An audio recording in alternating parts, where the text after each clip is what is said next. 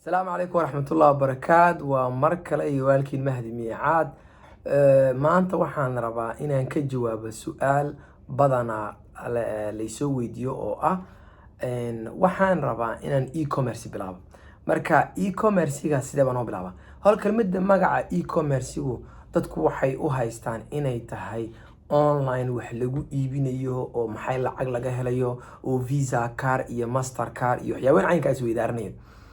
kelmadda e-commerce waxay ka dhigan tahay waa electronic commerce yani waa commerce ood ka dhigtay ama ganacsi af Soomaali ood ka dhigtay electronic marka waxay ka dhigan tahay waa inaad haysatid marka ugu horeysa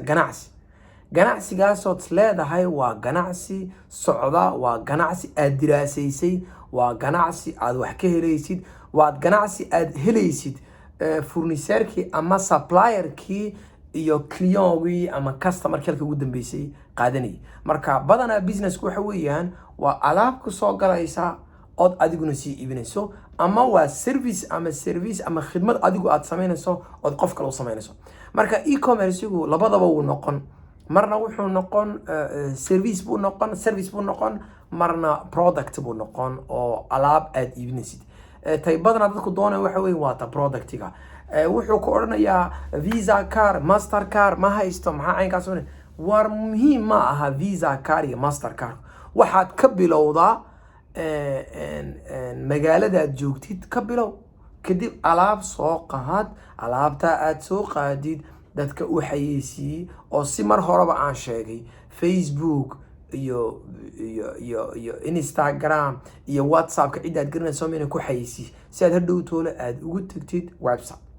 laakiin magaca e-commerce-gu kuma xino visa card iyo master card mahadiyo waxaan rabaa maxay e-commerce inaan bilaabo laakiin visa card master card muhiim ma aha visa card haddaad rabtina international aad wax ka iibsid marka visa card iyo master card waa muhiim laakiin ma haysid visa cardkii ma haysid saa mar hore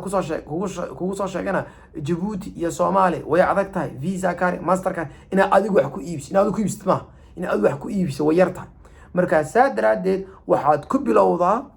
wax iska caadiyo oo sleedahay waad iibin karaysaa hana ku bilaabin wax aad sleedahay lacag badan buu ka galayaa kharash badan buu ka galayaa waxyaabo caynkaas waxaan u socdo tijaabo iyo marka hore tijaabo wax aan la tijaabin lama galo had iyo jeer waxa iska tijaabi soo tijaabi soo qaad xabad iyo laba iyo saddex caynka soo qaad kadib asxaabta la warayso ka waram alaabta baan keenayaa seed u aragtaa may kula fiican tahay mise kulama fiicna waxaas oo dhan hadii aad tiraadid oo qofku ku acceptayo ama uu yiraahdo waa wax fiican markaa ku dhaqaaji laakiin madaxa uun product keeno horan tani ma socdo dhalinyaro maalin la soo hasho xiraadeen waxaan rabnaa product aan wali Djibouti ka jirin inaan sameeyno waxyaabo oo bahal caynkaas hay war maxay sheekada maxay tahay waa wax caynkaas sameeyay wuxuu nacayno malaha detail ama inuu xaysi macnayo marka cayn hadana markaas ka yiri ma sidaa ay saabaad rabtaa u jeeda